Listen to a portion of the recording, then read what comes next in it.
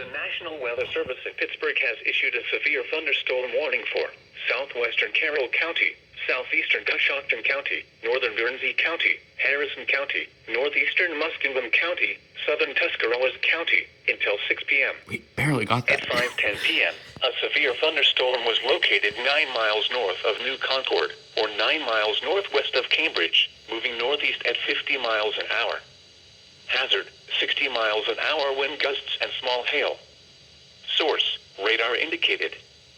Impact, expects damage to roofs, siding, and trees.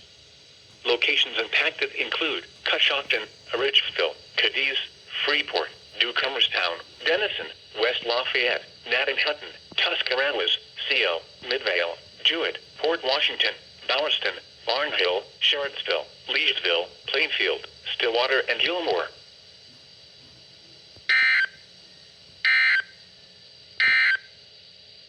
Now here is the official National Weather